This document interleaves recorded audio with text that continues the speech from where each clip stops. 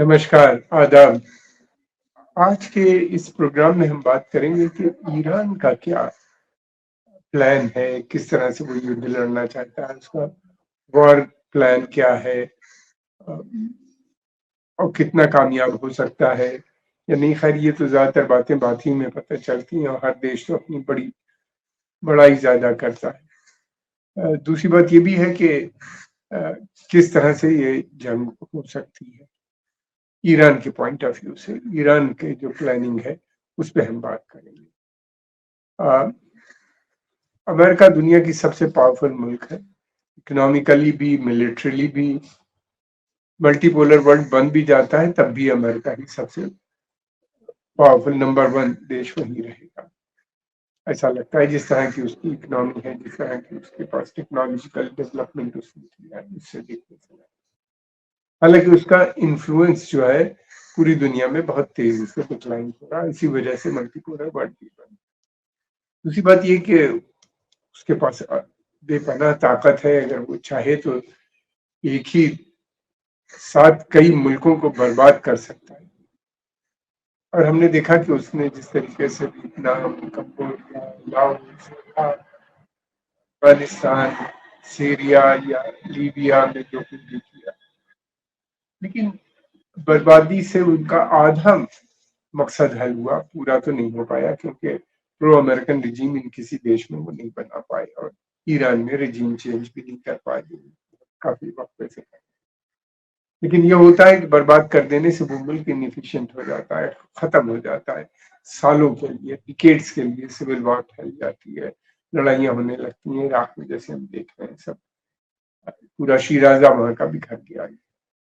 तो यही उनका कुछ इसी तरीके का मकसद वहाँ पे भी है।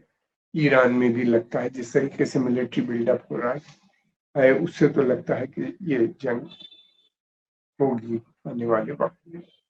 फिलहाल अभी यही लगता है। हालांकि वो बात कर रहे हैं अमेरिकन सीज फायर की और प्रेशर डाल रहे हैं इसराइल के ऊपर, और कितनी कामयाबी मिलेगी वो 2-3 दिन में पता चल जाएगा। लेकिन मुझको नहीं लगता कि कोई बड़ी कामयाबी मिलने वाली है इस सीज फायर निगोसिएशन से। हालांकि उनके secretary of state Anthony Blinken Israel में थे, अब इजिप्ट गए हैं, वहां जाके बातचीत करेंगे। प्रेशर है हमास के ऊपर बहुत, लेकिन हमास भी अभी तक अपने पॉइंट से हट नहीं रहा, अड़ा हुआ है। ईरान भी काफी वक्त से अपनी तैयारी कर रहा था जंग की, उसको मालूम था कि एक न एक दिन ये प्रॉब्लम उसके सामने आएगी।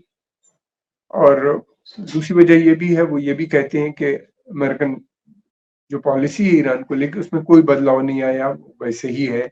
वो वही बात कर रहे हैं सैंक्शंस की और रिजीम चेंज की, और सैंक्शंस लगातार बढ़ते जा रहे हैं।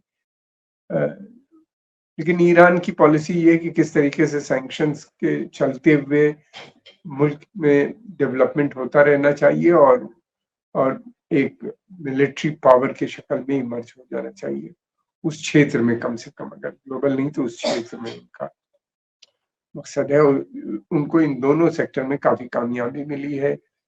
ईरान ने बहुत यूरोपियन स्टैंडर्ड का इंफ्रास्ट्रक्चर डेवलप किया है, बहुत सी इंडस्ट्रीज हैं वहाँ पे। और फिर ये भी है कि उनका पॉलिसी सेल्फ रिलायंस की है। अगर उनको अमन शांति मिल जाती तो अगले 5 से 7 साल में उनके मैसिव इकोनॉमिक डेवलपमेंट का उनका प्लान है, इंडस्ट्रीज खोलने का, सेल्फ रिलायंस यानी सब चीज बनाने का, एक्सपोर्ट करने का। और बहुत से क्रिटिकल एरिया में उन्होंने काफी डेवलपमेंट भी किया है, जैसे कि न्यूक्लियर टेक्नोलॉजी हो, स्पेस टेक्नोलॉजी हो, फिर उसके अलावा ये है कि नैनो टेक्नोलॉजी हो, डिफेंस सेक्टर में ड्रोन्स, मिसाइल्स और बहुत सी चीजें उन्होंने बना के ये प्रूव किया है कि वो। दूसरे उनका जो बेसिक कंसेप्ट है वो चीप वॉर का है, यानी पैसे ज्यादा नहीं है तो इसलिए सस्ते, कम पैसे से किस तरह अपने दुश्मन को मैक्सिमम वो नुकसान पहुंचा सके, लॉस।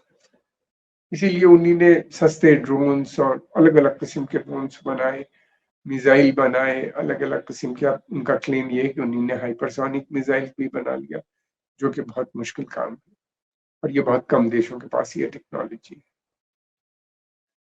और उनका ये है कि क्योंकि उनके पास एयर पावर कमजोर है, एयर फोर्स बहुत वीक है, उनके पास नए जहाज या फाइटर जेट्स वगैरह जो है वो है नहीं एयरफोर्स के पास, तो उन्हीं ने मिसाइल और ड्रोन्स का सहारा लिया इन्हीं के जरिए। प्लस और भी उनकी और भी चीजें डेवलप की, कुछ चीजें उन्होंने एक्सपोज बता दी हैं लोग दुनिया को, और बहुत सी चीजें छिपा के भी रखी हैं, वो समय आने पे बताएगी, पता चलेगा कि। दूसरी उनकी बेसिक पॉलिसी जो है वो ईरान की, वो है किसी सूरत से भी इजराइल को इतना ऐसा कर दो कि वो इजराइल अमेरिकन जो हित है जिसको वो उस क्षेत्र में आगे बढ़ाता है, वो हित पूरे न कर पाए अमेरिका की लंबे समय तक। हमस ने ये करके दिखा भी दिया है इस वक्त। ये जो है ना पूरी दुनिया को, जितने भी पश्चिमी देश हैं वो सब इस वक्त चारों तरफ ही इसराइल के अपनी फौजों को डिप्लॉय किया है इसराइल को बचा। और दूसरी बात ये कि वो चाहते हैं कि इतना इकोनॉमिक कॉस्ट बढ़ा दो इस वार की कि इसराइल अमेरिका के ऊपर एक बड़ा बर्डन बन जाए, और इसराइल साथ इसराइल किसी इसराइल के ऊपर अगर इकोनॉमिक बर्डन आएगा तो उसको सॉल्व करने के लिए अमेरिका को भी पैसा, और ये एक सस्टेन तरीके से काफी लंबे समय तक इन चीजों को ले जाओ, रुक रुक के या जैसे भी हो उनको नुकसान इसराइल को पहुंचता रहना चाहिए। अब ये जो है ये प्लान बहुत बड़ा है। अभी तक तो उन्हीं ने काफी हद तक, और ये प्लान जो है उसमें इसराइल ईरान जो है वो सेंटर में है, और बाकी हिजबुल्ला, हूती रेबल्स यमन के, फिर उसके अलावा बहुत सी मलेशियाज हैं इराक और सीरिया में, वो सब इसके पार्ट है। ये कोऑर्डिनेटेड मूव है, सबकी मिल के है, और हमस इसमें पिवटल है, रोल उसका सबसे ज्यादा इम्पोर्टेंट नजर आता है। अब ये देखना है कि ये किस तरीके से जंग को आगे ले जाएंगे अगर जंग होती है। फिर दूसरी बात ये भी है कि वो ये भी चाहते हैं कि एक इसराइल के ऊपर जो है ना, अगर जंग होगी तो उनका जो प्लान है, मैं कोई बात सीक्रेट नहीं कर रहा हूँ, जो मैंने इधर उधर से तमाम से कलेक्ट की है वो इंफॉर्मेशन मैं आपको दे रहा हूँ कि उनको खास तो इसराइल को जो है उसकी इकोनॉमिक असेट्स जो है और उनके जो मिलिट्री असेट्स हैं उनको हिट करना, सिविलियन को इनके यहाँ हिट करने की ये नहीं करते, टारगेट नहीं बनाते। इनका मानना यह है कि इस्लाम धर्म में बेगुनाह लोगों को मारा नहीं जा सकता। हाँ, जब ऑल आउट वॉर हो जाए तो अपने डिफेंस के लिए कुछ भी किया जा सकता है।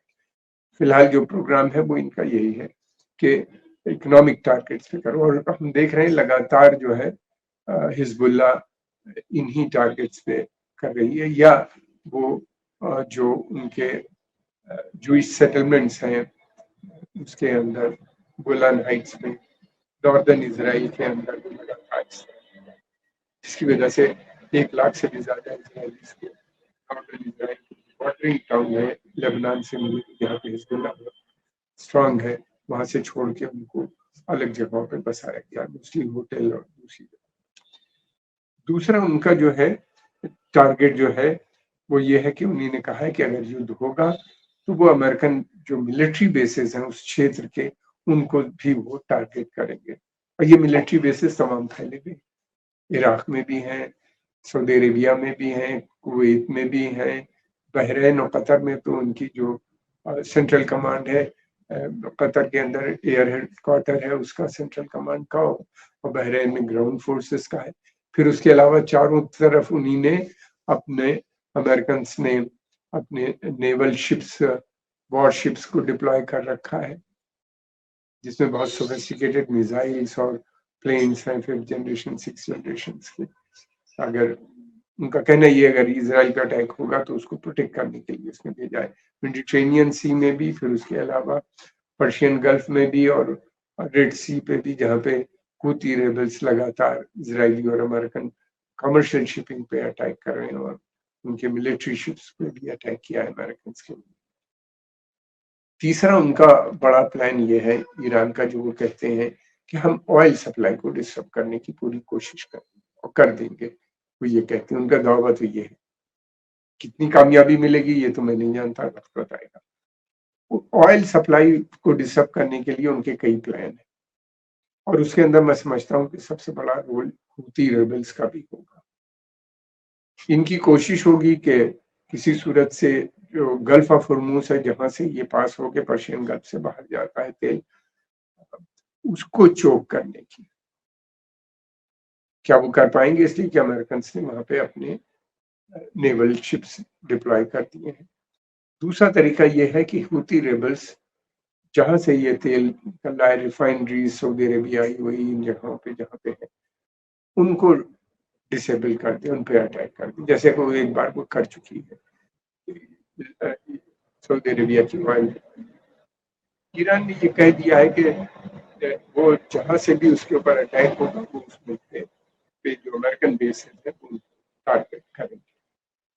यानी सारे देशों को उन्होंने अपने आसपास के देशों को नोटिस दे दिए, जिसमें जॉर्डन भी है और जिसमें जॉर्डन भी है और दूसरे शायद मुल्क भी है। अब ये देखना है कि ये कितना इसके अलावा जो उनका बेसिक पॉलिसी है वो ये है कि लंबी जंग खिंच जाए, जैसे कि हमास ने कर दिया। 10 महीने से अभी तक चलने की ज्यादा हो चुका है और इसराइल अपना ऑब्जेक्टिव नहीं पूरा कर पाया। उसकी वजह से एक ह्यूज इकोनॉमिक लॉस इनको भी हो रहा है। फिर अमेरिका ने अपने ट्रूप्स डिप्लॉय किए, उनको हो रहा है 23-24 बिलियन डॉलर अमेरिका को इसराइल दे रहा है।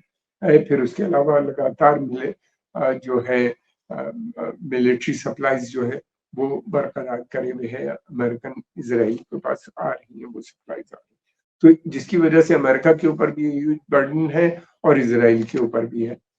इसराइल की किस तरह के लॉसेस हैं वो हम अलग आपको बाद में बताएंगे।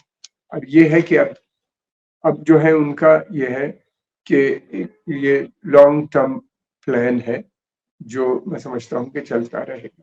उनका बेसिक मकसद ये है कि किसी भी सूरत से इंटरनेशनल ओपिनियन जो है वो इस समय काफी हद तक पैलेस्टीनियन के फेवर में है, तो कम से कम जो ऑक्युपाइड टेरिटरीज हैं इतना उनके ऊपर फोर्स किया जाए पूरी दुनिया मिलके कि वो वहां पे से विड्रॉ करें, अपने को बाहर जाएं और सेटलमेंट जो है वो डिसमेंटल हो ताकि एक फिलिस्तीन स्टेट का गठन पहले उस जगह पे हो सके। बेसिक बात यह है कि ईरान जो है वो इजराइल स्टेट ही को नहीं रिकॉग्नाइज करता और ये जितने मिलिटेंट ग्रुप्स हैं ये भी इजराइल स्टेट को नहीं मानते। इनका कहना यह है कि ये अमेरिका ने बेसिकली तो बरतानिया और यानी ब्रिटेन, ग्रेट ब्रिटेन और फ्रांस की के जो कॉलोनियल पावर्स थी ब्रिटेन की, उसकी मदद से ये इजराइल का गठन हुआ है और ये उन्हीं के इंटरेस्ट को सर्व करने के लिए ये देश बनाया गया है। ये बेसिकली पूरा फिलिस्तीन, हालांकि इंटरनेशनल कम्युनिटी पूरी दुनिया इजराइल को मानती है कि वो एक इंडिपेंडेंट सॉवरेन देश है, लेकिन इजराइल जो है पैलेस्टाइन को लेकिन सॉवरेनिटी पे मानने पे अब तैयार नहीं। उसका कहना यह है कि पूरा पैलेस्टाइन जो हिस्टोरिकल पैलेस्टाइन था वो अब इजराइल है। लेकिन पश्चिमी देश चाहे अमेरिका हो वो भी टू स्टेट सॉल्यूशन की बात करते हैं मगर उस पर जोर नहीं देते। तो अब ये देखना ये है कि ये दूसरी इन सब प्लान, बेसिक प्लान ये है कि ऐसी सिचुएशन क्रिएट कर दो लंबे समय तक इजराइल जो है वो अमेरिकन इंटरेस्ट को, जैसे कि मैंने पहले भी कहा, कि वो सर्व न कर सके और इजराइल जो है वो बिल्कुल मिडिल ईस्ट के अंदर इररिलेवेंट हो जाए।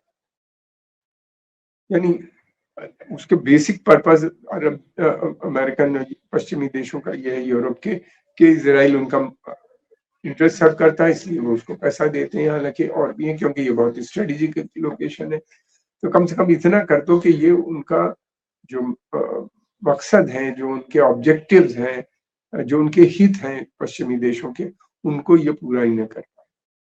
जैसा कि पिछले 10 महीने से इजराइल इंटरनली एंगेज, इसीलिए अमेरिका का को मैं समझता हूँ कि युद्ध इसलिए भी होना हो सकता है कि युद्ध ईरान को, कि इससे बचने का एक ही तरीका है कि ईरान को ध्वस्त कर दो जैसे दूसरे देशों। मगर दूसरी तरफ ये है कि ईरान जो है वो इराक या अफगानिस्तान या सीरिया या लीबिया की तरह, ईरान ने भी अपनी पूरी तरीके से तैयारी कर रखी है, उसके पास जो वेपन सिस्टम्स हैं और जो बनाए हैं, उनका वो इस्तेमाल करेगा। और फिर दूसरी बात ये है कि काफ़ी जो है युद्ध फैल जाने का भी डर है दूसरे मुल्कों में भी, और उसकी पूरी कोशिश ये होगी कि अमेरिकन्स जो हैं वो, या पश्चिमी देश, इज़राइल, ये जो है ये अपने जो इनके बेसिक ऑब्जेक्टिव्स हैं उसको पूरा न कर सकें। ये बेसिक इनका प्लान है। अब कितनी कामयाबी मिलेगी, कितना ये उस ईरान को अपने इस प्लान को इम्प्लीमेंट करने में, ये तो आने वाला समय ही बता सकता है। लेकिन अभी तक हम देख रहे हैं जिस तरीके से हमास ने 10 महीने से ज़्यादा एंगेज कर लिया, और अगर ये जंग चलती है, मैं समझता हूँ कि बहुत लंबी चल सकती है।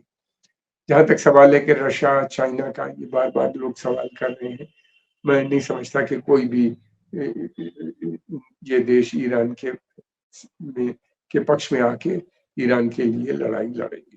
कोई देश, किसी की दूसरा देश इनके लिए नहीं आएगा, इनके पास इतनी लड़ाई, मगर ये है कि ये लोग यूनाइटेड नेशन में पूरी सपोर्ट देंगे, और फिर उसके अलावा ये भी है कि इनको मिलिट्री सप्लाईज भी हासिल हो सकती है इन देशों से, और रशिया ने ऑलरेडी इनको कम्युनिकेशन इक्विपमेंट और मिलिट्री सप्लाई काफ़ी दी है पिछले कुछ दिनों में, क्योंकि काफ़ी सोफिस्टिकेटेड वेपन सिस्टम्स बताए जा रहे हैं। रशिया खुद एक बड़ी जंग में काफ़ी समय से, 2 साल से हो गए हैं, यूक्रेन में फंसा हुआ है, तो उसका तो कोई सवाल नहीं। हम लोग को थोड़ा वेट करना चाहिए, देखना चाहिए किस तरह से आने वाले समय में। समय बहुत क्रूशियल है, नेगोशिएशन, पीस, सीज फायर चल रहा है, सीज फायर फेल होने के बाद अटैक की भी संभावना नजर आती है ईरान की। पर इसलिए मुझे नहीं लगता कि सीज फायर में कोई बड़ी कामयाबी मिलेगी। हम आपके आभारी हैं, आपने समय निकाल के देखा। अगर आपको पसंद आए तो इसको लाइक कीजिए, सब्सक्राइब कीजिए, और आगे प्रमोट, कमेंट बॉक्स में अपने कमेंट जरूर लिखिए, उससे हमें मदद। धन्यवाद।